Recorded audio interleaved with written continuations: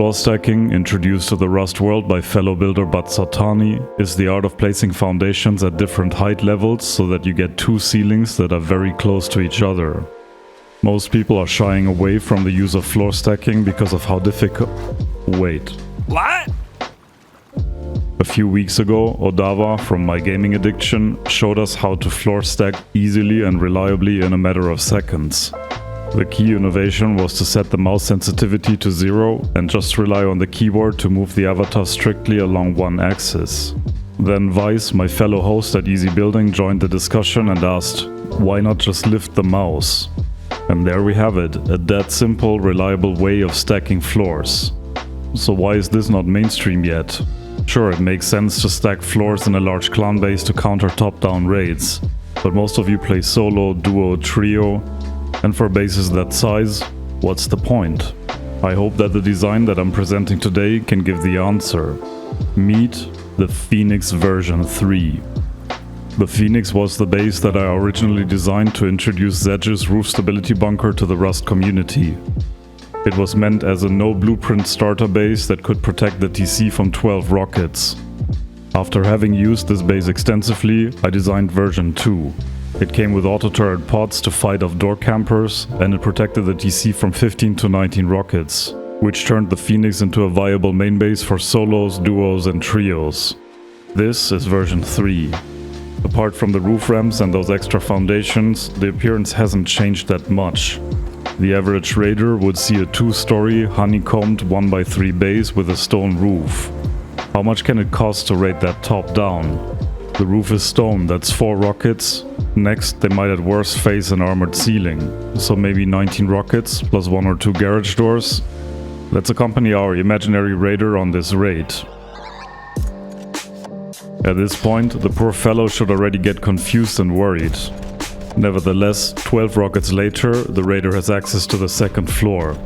He decides to target the chute. 5 rockets later, he's faced with the armored stability bunker. That's another 15 rockets. For a total of 32 rockets, the chute is open. Assuming that this turret does not pose any problem, it's another 3 well-placed rockets to open up both loot rooms. That's 35 rockets for what should have been a 90 to 22 rocket raid. Kudos to Vice for developing this amazing plugin. You can use it yourself on the Builder Sanctuary servers, which recently launched public build servers as well. Thanks to the floor stacking, raiders have to take the counterintuitive raid path of raiding through doors or walls. It takes a minimum of 27 rockets to TC and 30 to raid both loot rooms, assuming that raiders take the ideal raid path. At the same time, the base does not break the bank. Cost and upkeep are in ranges that are possible to handle for active duos and trios. The high qual cost might seem like a lot, but for example, in my duo adventure with William, we would have not had any problems to upkeep even 100 high qual per day. But enough of the statistics, let's take the tour. This might have been one of the first design which uses those roof ramps to enter the base. The auto turret is placed next to the airlock to deal with the door camper scourge. The corridor is filled with your less important items. The auto turret pods can be opened and closed from inside of here. The corridor leads to the other side of the base, which is a mirror of the first side. Having a second exit prevents you from being trapped easily inside of the base. The corridor in the center leads to the chute, which is guarded by 2 ladder hatches. Down here we find the core of the base. The center houses the tier 3 workbench and an auto turret. On one side we find one of the main loot rooms. The main loot room with the tool cupboard is located on the opposite side. All electrical components are attached to this floating half wall, which is part of the stability bunker. Use it to seal off the core when you go offline. Place a half wall below it. Hop onto the box, jump and crouch mid-air, place a floor tile and upgrade it to armored. When you log back on, spawn inside of the base, take a tool or even just your rock and destroy the twig half wall. The armored floor tile will collapse. The keen observer has noted that this works even though there are no raised foundations as in the most common stability bunker design. The reason that this bunker works regardless is that those outer foundations are raised a bit higher than the inner foundations, meaning that the triangle floor tile would not connect to the socket at half height of that wall. Let's see how to build it. The first thing to do is to height stack 2 foundations. Crouch and have a triangle foundation fairly low to the ground. Make sure that it does not yet touch the ground. Specifically, it should not move towards or away from you when you stand up. Now lift the mouse off the table. This way, your avatar will no longer change its orientation. Release the crouch key and shortly after click the left mouse button. Do not move forward, backward or use the mouse yet. Only move left and right. Limiting your movement to one axis this way ensures that the foundations end up perfectly aligned. Crouch and start pushing the second triangle into the first triangle. Get the second triangle as close as possible to the first one. This is where you have to place it. Let's verify that this worked. Place a wall onto each foundation. If you see a gap between the walls, the foundations are not sufficiently close together and you need to start over. If there is no gap, as in this case, you're good. To check whether the height difference works, place 2 triangles onto the lower wall, then 2 triangles onto the raised wall. If you can get the floor tiles to overlap and there's not too much space between them, you got the height difference right. Best take a close look at how the bottom of the small log of the lower foundation aligns with the bottom of the larger log of the higher foundation. This is the ideal state. We can now start to build the base. From the raised triangle, build out a C shape and upgrade the outer 2 triangles. From the lower triangle, build out until the square and upgrade it. This is how that should look like. Turn the lower square into the starter 1x1 with the TC. The TC needs to be in the left corner.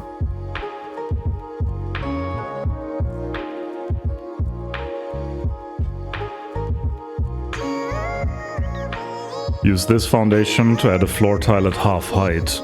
This will later allow to place a triangle shelf inside of the TC loot room. Demolish the walls and all lower triangle foundations. Optionally, build the footprint now to verify that it fits.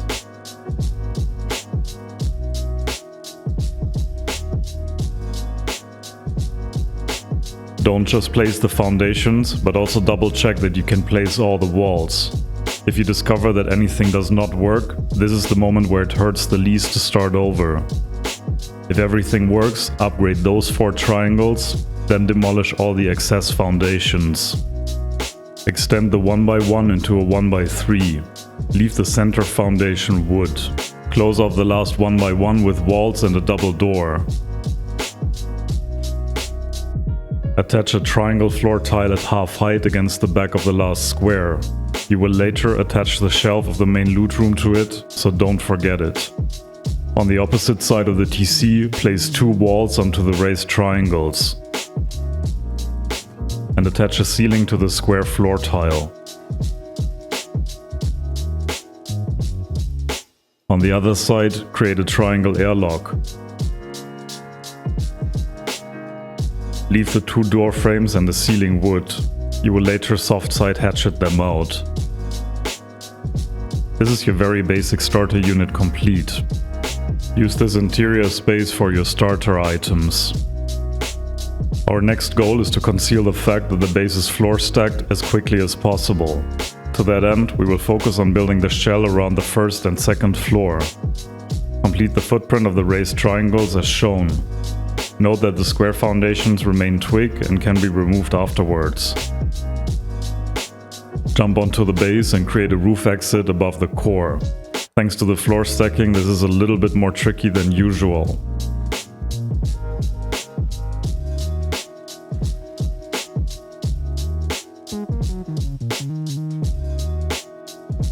On the space in front of it, add 2 full walls and another double door. Behind it, add double doors left and right to create an airlock. Have the double doors swing inwards so that you can close them through the inner door. Attach the ceiling to the raised walls. And add a second ceiling above the square. The moment you have the means to climb or jump onto the second floor, hatch it out the outer airlock and the triangle floor tile to create a solid chute.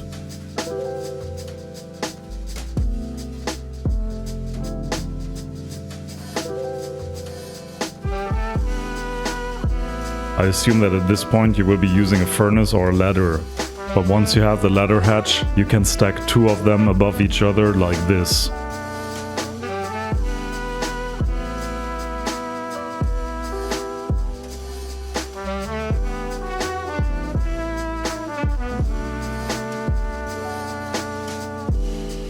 Now place roof ramps onto those outer squares. You will need them to get onto the base. Ensure that before placing them, those triangle foundations are in place. You won't be able to place them once the roofs are down.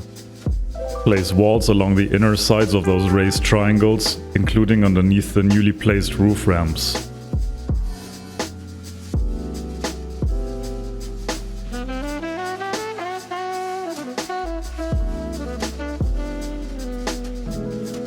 Place floor tiles above the outer sides of those walls as shown. On the inside, place triangle floor tiles at the lower height. This is how that should look like. Surround the outer perimeter of the second floor as follows. A full wall and 2 windows to the left. Single door frames and windows for the airlock. And wall frames and a window for the auto turret pod. Use wooden window shutters to deny intel to other players. Mirror that placement on the other side of the base.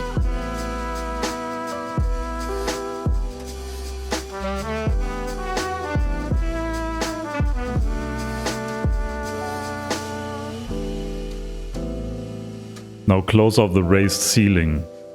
If later you want roof access, leave this triangle next to the chute wood. If not, upgrade it like the rest of the ceiling. This is what the base should look like with its finished shell. This step cost a bit less than 23k stone in case you want to rush it.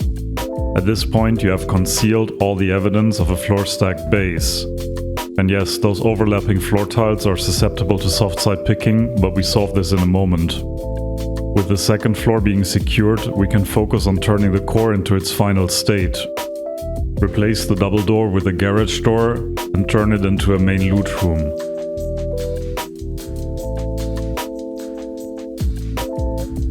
Do the same to the TC loot room.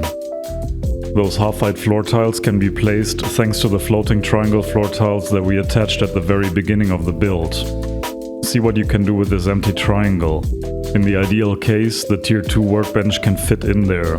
If that works, use the space in front of it for furnaces and sleeping bags. Should you not be able to squeeze the tier 2 workbench into that triangle due to uneven terrain, place it onto the center foundation for now. We will later have to destroy it by soft side picking the foundation, which is why we left it wood. Soft side out the single doorway. Replace it with a floating half wall for the bunker. Close the ladder hatches. This bunker works even though there are walls, not foundations. It works because all those walls are raised. To close the bunker, place something that elevates you a bit, like a small box. Then keep jumping. Crouch mid-air and spam the left mouse button until the floor tile places. One sad thing about building 4.0. Originally my plan had been to create a double bunker by also including the old style roof stability seal. This way we would have had a double bunker that actually makes sense. 2 bunkers matched with 2 walls. Unfortunately, the roof is no longer allowed to clip through the floor tile. But no worries, I have made up for that with the corridor on the second floor. Up here, exchange the double doors to garage doors. Next, I would focus on completing the honeycomb. For that step, you will need to save up metal fragments and HQM. Head outside, locate 1 triangle next to the roof ramp. Upgrade the inner wall and the foundation to sheet metal. Cover it with stone walls. Place a stone square foundation in front of it. Upgrade the center foundations to armored and those outer walls to sheet metal. The inner ones can remain stone, since we can upgrade them from within the core.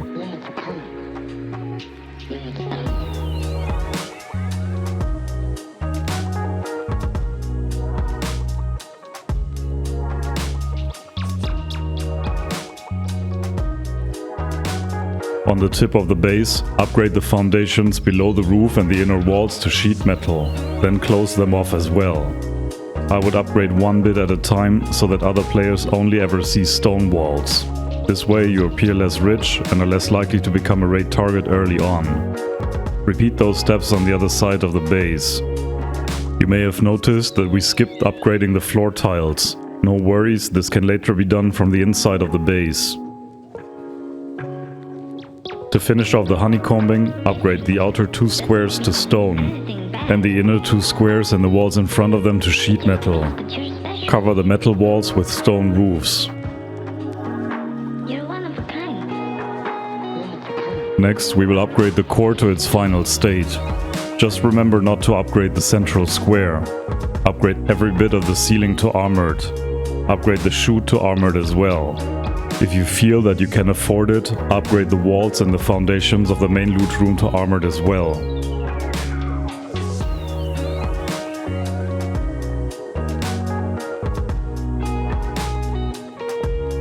The rest, including the opposite side of the chute, should be upgraded to sheet metal.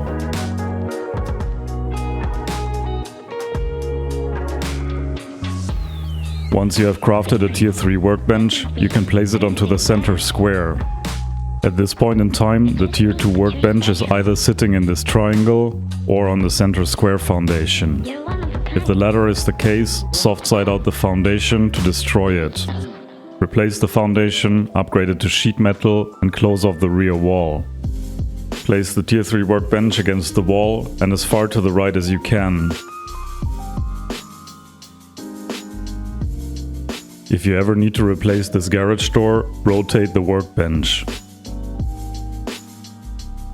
Don't forget to put back some sleeping bags. I know some of you will complain about the amount of high quality metal. The daily upkeep might seem intimidating. This is why I said leave the core sheet metal if you like. The place where armored matters the most is the bunker chute and the ceiling. In any case, I think a base design is better if you have the option to put your excess high qual to good use. It accumulates much faster than one might think. William and I, in our duo series, could have easily maintained a base with an upkeep of 100 high qual per day, just from running roads and recycling components. So don't stress out about the high qual cost. Just know that if you have it, there is a way to put it to good use. Now let's complete the second floor. Upgrade the chute and its adjacent square to sheet metal. Upgrade all wall frames of those garage doors to sheet metal as well. You don't want raiders to spot the stone wall frames through the wall. Place sheet metal wall frames left and right of the outer spaces. Eventually, use them for the garage doors.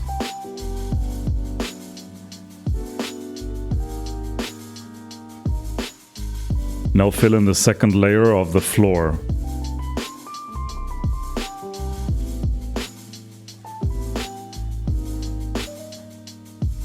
The triangles surrounding the square should be sheet metal. The squares in front of the airlocks need to be armored. Only those floor tiles in the corners and above the airlock can remain stone.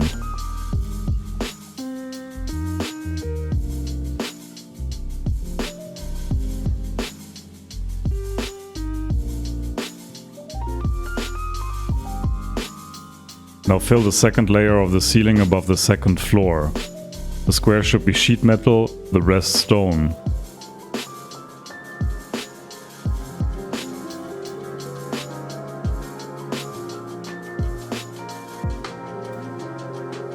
Leave out those floor tiles in front of the auto turret pods for now.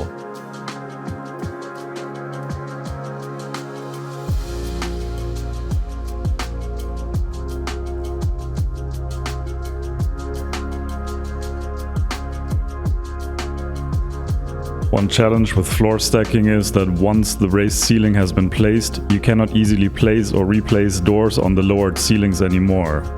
But no worries, Yoshi found a workaround for us. Some doors, such as the ones from the airlock, can be replaced from the side. And what always works is to place the doors and even door frames through the floor. Use this method to replace doors and door frames if they get destroyed in a raid.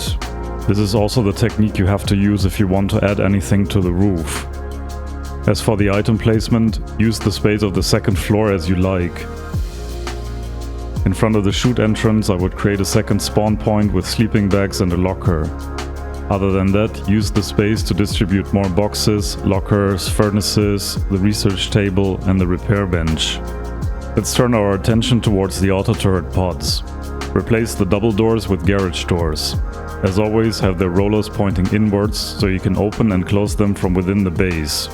This is the reason why we left out this floor tile. If you were to place it, the rollers would no longer be accessible. Place one wall frame here to close the gap between the ceilings. Place one auto turret into each pod. Use good weapons here, such as the M39.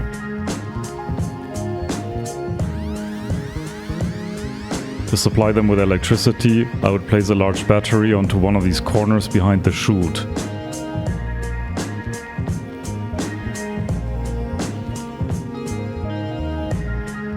A third auto turret can go into the core next to the tier 3 workbench. The electrical components best go into the core. Prepare the circuit by placing 4 roof combiners in this orientation. Here I am running 4 solar panels into these root combiners.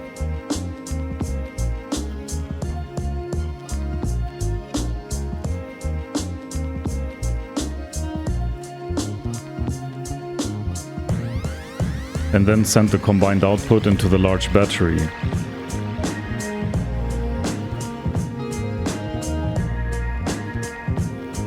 The output of the battery then returns into the 4th root combiner. This allows to feed the same circuit from a small generator in case the battery gets destroyed during a raid.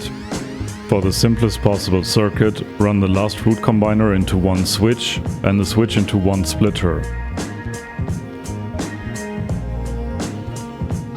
Then run each of the outputs of the splitter into one of the auto turrets. And yes, you can make way more complicated electrical systems, but for the sake of keeping the video short, I leave that up to you. And voila, that's the Phoenix V3 done. A tank of a main base for duos and trios, kept unassuming by the means of floor stacking. And don't forget, always feel encouraged to adapt my designs to your needs. For example, feel free to add roof access and a minicopter hangar or even a shooting floor. Take care, Evil Wurst out.